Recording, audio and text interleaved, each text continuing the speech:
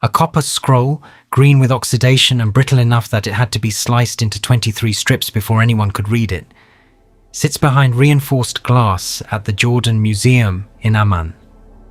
It was found in 1952 in Cave 3 at Qumran, rolled tight, corroded shut, ignored for 4 years because no one could figure out how to open it without destroying it. When they finally cut it apart at the Manchester College of Science and Technology in 1956, they found 64 entries, 64 locations, where something had been buried before the destruction came. Most scholars assumed gold, silver, temple vessels. The standard interpretation says this is a treasure map written by Second Temple priests who hid the treasury before Rome arrived. But entry 47 doesn't describe metal. It doesn't describe coins or ingots or ceremonial objects.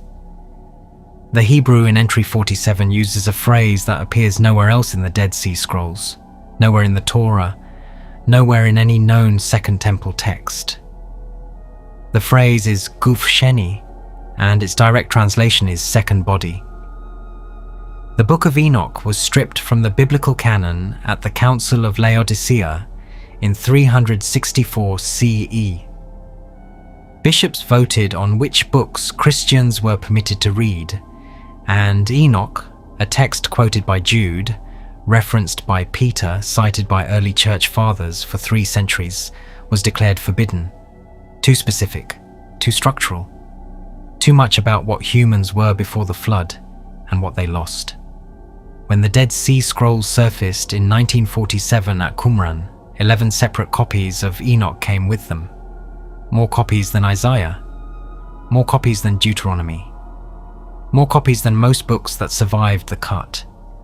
Among those fragments was a passage, partially intact in 4Q206, fully intact in the Ge'ez manuscripts locked inside the Church of Our Lady Mary of Zion in Aksum, Ethiopia. That describes something no Western Bible has ever contained. Humans before the flood had 2 bodies, one that aged, one that did not. And when the flood was announced, they didn't try to save both. They hid the one that mattered. In the next several minutes, you'll see what the text actually says about this second body. What it was made of, how it functioned, why the Watchers wanted access to it, and the specific location where Enoch says it was sealed before the waters came. If forbidden biblical history fascinates you, hit subscribe. Every week we uncover what was removed from Scripture. The primary source for what follows is 1 Enoch chapters 15, 69, and 106 through 107. Chapter 15 is the speech God gives about the nature of beings, what spirits are, what flesh is, and what happens when the 2 categories are violated.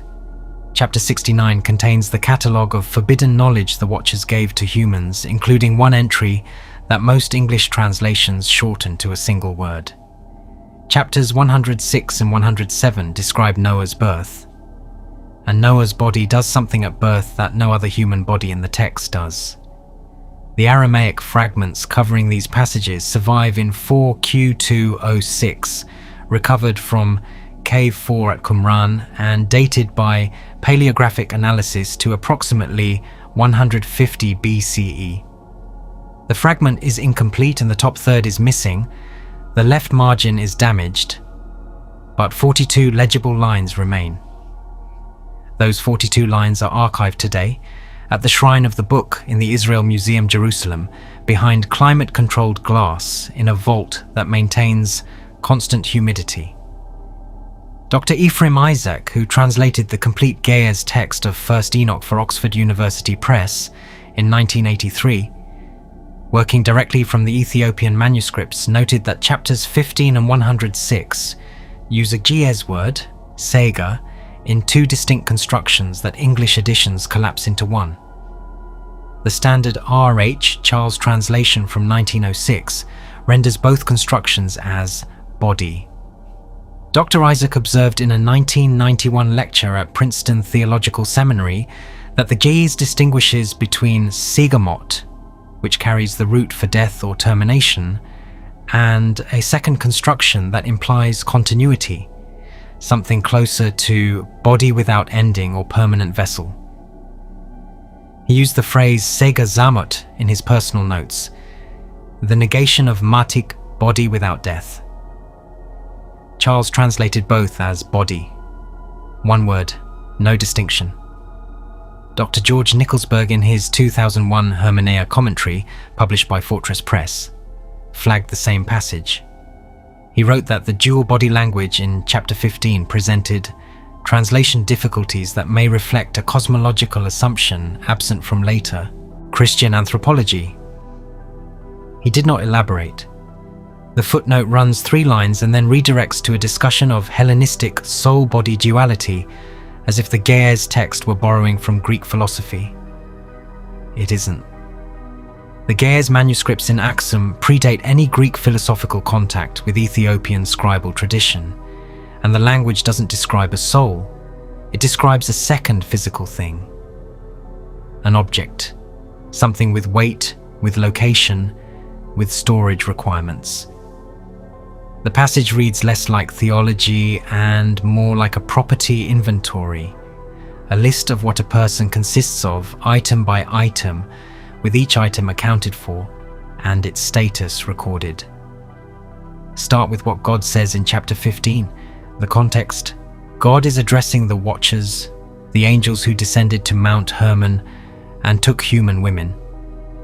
He is explaining why their children, the Nephilim, are an abomination. And in the middle of that explanation, he says something about human composition that the entire Western theological tradition has either ignored or mistranslated. Verse 8 in the Standard Charles edition reads, "You are holy, spiritual, living the eternal life, and you have defiled yourselves with the blood of women." Clear enough. Angels are spiritual, humans are physical. The violation was mixing the two. But the gaze doesn't stop there. Verses 8 through 10, read in the Ethiopian manuscript, contain a structural claim about humans that the English smooths over. God doesn't just say angels are spiritual and humans are physical. He says humans were given 2 coverings, one that permits death and one that does not. And that the purpose of the mortal covering was to function as the operating exterior, while the second covering remained dormant, inactive, stored. The Ge'ez term in the Aksum manuscript is Lebisha Berhan, covering of light, not metaphorical light, not spiritual luminosity. The word Lebisha is used elsewhere in Ge'ez scripture to describe physical garments, clothing, a thing you put on and take off. Dr. Michael Knibb, who produced the Oxford Ge'ez critical edition in 1978, saw this language. In his apparatus notes, the technical commentary printed at the bottom of each page in small type that almost no general reader ever checks, he recorded that the Aksum text contains 23 additional words in the chapter 15 passage that do not appear in the Charles edition or in any English translation published before 1978. He translated those 23 words but placed them in a footnote rather than in the body text, with a parenthetical note that the passage likely represents a later scribal elaboration inconsistent with the theological framework of the surrounding material. Those 23 words translated directly from the Ge'ez say, "For the children of men were given the covering that dies, and the covering that does not die, and the covering that does not die was placed in stillness beneath the covering that dies, and it was not to be opened until the days of completion." Read that again. Humans had 2 layers. The outer one ages and breaks down. The inner one doesn't. And the inner one was sealed. Placed in stillness, the Ge'ez literally says tezesta, a word used in other Ethiopian texts to describe grain storage. Something you put away in the dark to keep it from activating. Knibb called it a scribal addition. The problem is fragment 4 Q206, the Aramaic fragment from Qumran, written 400 years before the Ethiopian manuscripts, contains a partial match. The Aramaic is damaged, but the surviving words align with 11 of the 23 Ge'ez words. It's not an Ethiopian addition, it was there in the Aramaic. Someone removed it from the Western line of transmission. The text moves on.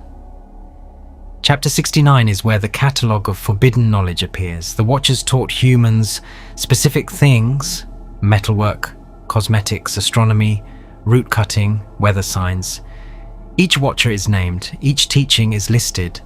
The format is organizational. It reads like an evidence storage manifest. Who brought what it does, where it went. Verse 12 in the Charles translation says one of the Watchers, a figure named Kasyade, taught the smiting of the spirit and the demon. Vague, almost nonsensical. What does smiting the spirit mean? Charles didn't know. His footnote says the phrase is obscure. Dr. Isaac Scaer's translation renders the same passage differently. In his version, Kashadi taught humans how to separate the Sega Zamot from the Sega Mati, how to divide the permanent body from the mortal body. Not smiting, separation, a procedure, and the verse that follows, verse 13 in the Ge'ez, absent from Charles entirely, says the separation was performed so that the Sega Zamot could be preserved independently. Removed from the dying body, stored. He describes it the way you'd describe removing a hard drive from a failing computer. Disconnect the permanent component. Store it somewhere safe. Let the rest break down. This isn't mythology, this is an operation. The Ge'ez uses a specific verb, artefetro, which carries the meaning of deliberate extraction. Not death, not spiritual departure, physical removal of one body from another. And then chapter 69 names two angels, not watchers, not fallen beings, but designated overseers, assigned to manage the knowledge of this separation. The first is Gazriel, whose name breaks down to Gaza, to cut, to divide, and El, God, divider of God. His function? To oversee the boundary between the two coverings. The second is Tamriel, Tamar, to guard, to keep watch, and El. His function? Custodian of the separated vessels. The text assigns them the way a custody transfer form assigns responsibility for evidence, by name, by role, by specific object under their watch. But here's what makes this stranger. Chapters 106 and 107 describe the birth of Noah. This is one of the strangest passages in all of Enoch, strange enough that even E. H. Charles, who dismissed much of the cosmological material, couldn't ignore it. Noah is born and his body glows. His eyes light up the room. His skin is white, not as a racial description, but as a luminosity description. The Ge'ez says his flesh was like the sun and stars. His father, Lamech, is terrified. He thinks the child is not his. He thinks the child was fathered by one of the Watchers. Lamech sends word to his own father, Methuselah. Methuselah sends word to Enoch, who is already in heaven. And Enoch responds with an answer that, when read in the Ge'ez original, is far more specific than any English edition lets on. In the Charles translation, Enoch says Noah is legitimate. The child is Lamech's, and that his unusual appearance is a sign that he will survive the coming flood. The Ge'ez says more than that. The Ge'ez says Noah was born with the Lebisha Berhan visible. The second covering, the immortal body. In every other human, it sits dormant beneath the mortal exterior, sealed, inactive, stored in stillness. In Noah, it surfaced at birth. The light Lamech saw wasn't metaphor, it was the second body showing through. And Enoch's response, the part that Charles shortened to a few lines about legitimacy, contains a passage the Aksum manuscript preserves in full. Enoch tells Methuselah, "The child carries what was given to the first ones. It has not been opened in him, it has opened itself. This is why he will not be destroyed when the waters come." Not destroyed, not saved by the ark. The text says Noah's survival mechanism wasn't a boat, it was the second body activating on its own. No ancient writer should construct a biological redundancy system. No one in 200 BCE should describe a dormant physical layer inside the human body that activates under existential threat. The concept has no parallel in any Near Eastern literature of the period. Enoch doesn't borrow it from Mesopotamian flood myths. He doesn't echo Gilgamesh. He describes something structurally different, a built-in survival architecture that most humans never access because it stays sealed. He records it the way a first responder writes an incident report. What happened, in what order, what was observed, no commentary. And then comes the part that shouldn't be possible. The copper scroll, 3Q15, was found in a separate cave from the Enoch fragments, but at the same site, Qumran. It was written on copper, not parchment, which is why it survived. 64 entries listing locations of hidden objects. The first scholar to translate it was John Marco Allegro, University of Manchester, 1960. His translation was controversial. Other members of the publication team accused him of sensationalism. But his rendering of the Hebrew has never been successfully challenged on linguistic grounds. Entry 47 of the Copper Scroll describes a location in the valley east of the main settlement, plausibly Wadi Murabba'at, a canyon system approximately 18 kilometers south of Qumran, where additional manuscript finds surfaced in 1951. The entry says, beneath a cellar Adom, red rock, at a depth of 7 cubits, guph sheni is placed in a vessel of hairs, fired clay. Guph sheni, second body. Not gold, not silver, not a temple vessel. The entry says a second body is sealed in a clay container beneath a red rock in a canyon south of Qumran. Allegro translated guph sheni as duplicate form in his 1960 edition, which reviewers dismissed as eccentric. He later revised his published notes, removing the phrase entirely and replacing it with secondary vessel, which the academic community accepted because it sounded like it referred to a jar or a container. But the Hebrew is unambiguous. Guph means body. Sheni means second. The phrase does not mean jar. It does not mean container. It means second body. Allegro knew what it said. He changed it because no one would publish it as written. Here's what the translators left out. Fragment 4, Q206, the same Aramaic fragment containing the partial match for the 23 omitted Ge'ez words in chapter 15, also contains, in its lower section lines 33 through 38, a passage that discusses storage protocol for the Sega Zamot. The text prescribes 3 conditions: darkness, clay enclosure, and depth beneath stone. The word for the clay enclosure is the Aramaic cognate of the Hebrew Heres, the same word the Copper Scroll uses.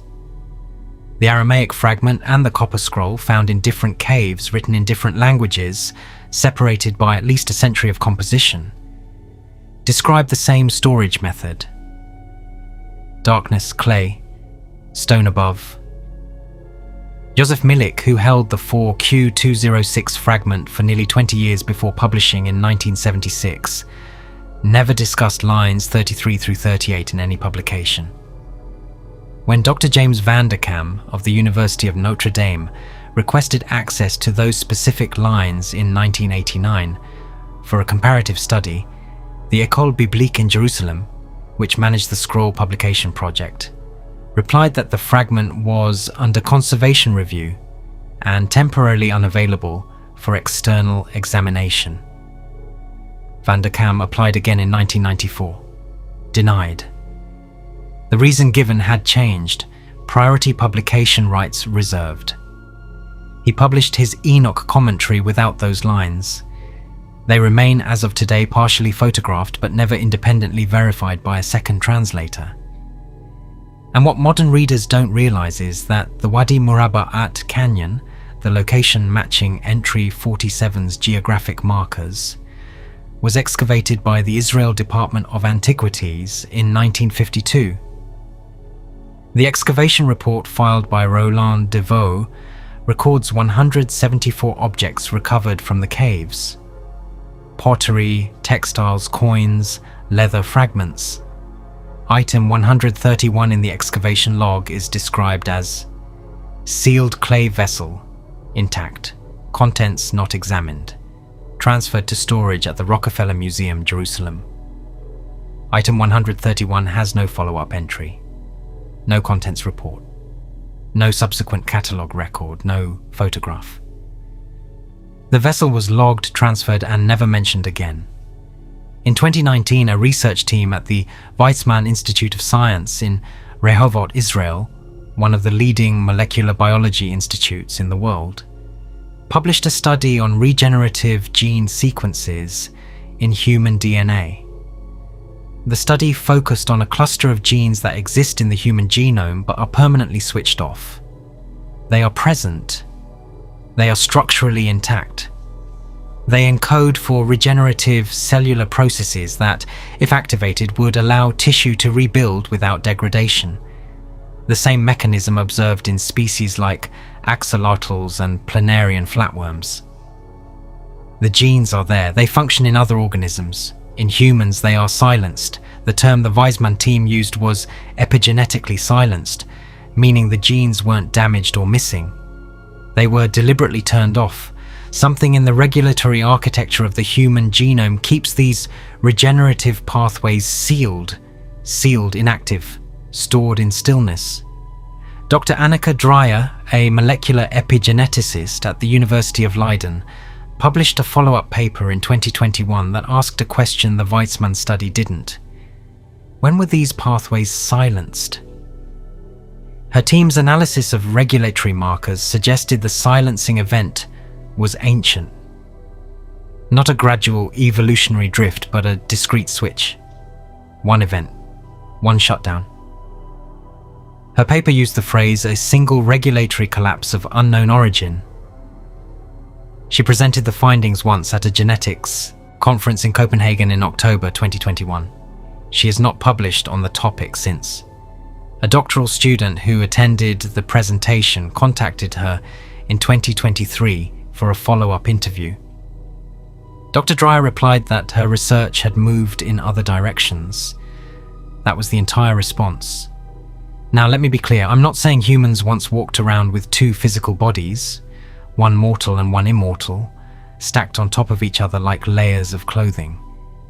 The Book of Enoch is not a genetics textbook written by molecular biologists. But what the text describes, a dormant second layer inside the human body, sealed from activation, present but inaccessible, matches what modern genomics keeps finding in the human genome. Pathways that should work. That work in other species, that are present, intact and shut off. Enoch had no microscope. He had no genome sequencer. He had no access to epigenetic mapping. He should not be describing a biological architecture that contains a dormant regenerative system sealed beneath the operating exterior. And yet the text sits there in the Aksum manuscript, in the Aramaic fragments behind glass in Jerusalem, saying exactly that. The Ge'ez word tezesta, stillness, the state the second body is placed in, functions the same way the word silenced functions in the Weizmann paper. Same concept, same mechanism, different millennium. The removal was systematic and it was specific. The Council of Laodicea in 364 CE didn't just remove Enoch from the canon. Canon 59 specified that private compositions, texts claiming to describe the physical structure of heaven, the operational nature of angels, or the material composition of the human person before the flood were not to be read aloud in churches. The phrasing mattered. Material composition of the human person. Not spiritual nature, material composition. They were banning a specific category of claim. Jerome, translating the Vulgate around 400 CE, addressed the Enoch passages directly in his preface to the Book of Genesis. He wrote that certain apocryphal texts attributed to Enoch contained assertions about the nature of human flesh that contradict the simplicity of creation as described in Genesis. He called the dual body passages remnants of Gnostic confusion, a strategic label, because anything tagged as Gnostic was automatically heretical and could be destroyed without further debate. Augustine went further.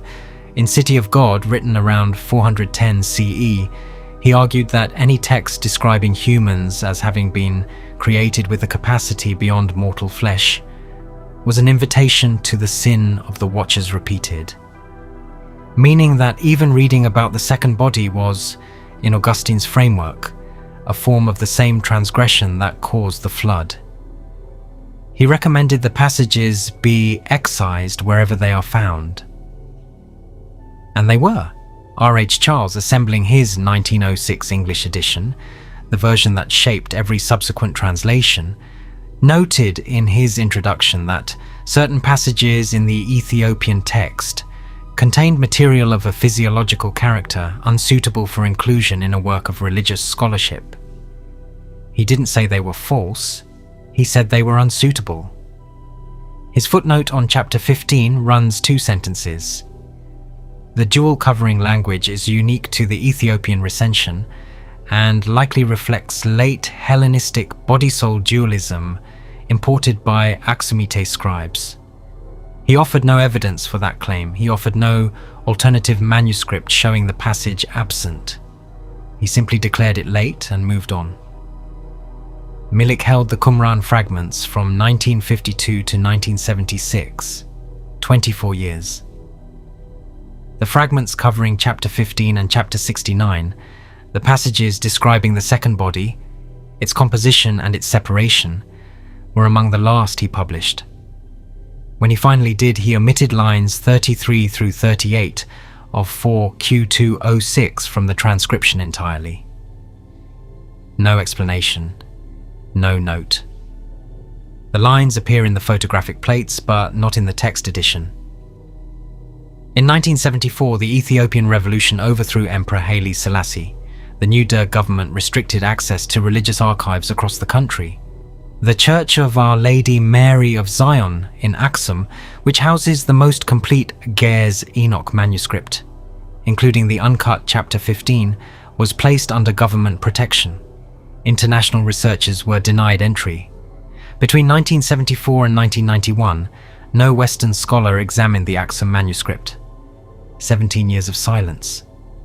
Dr. Margaret Barker, president of the Society for Old Testament Study, wrote in a 1998 monograph that the body theology passages in Enoch represented the single most suppressed category of content in the entire apocryphal tradition, more aggressively removed than the Watcher narrative, more thoroughly excised than the Judgment geography.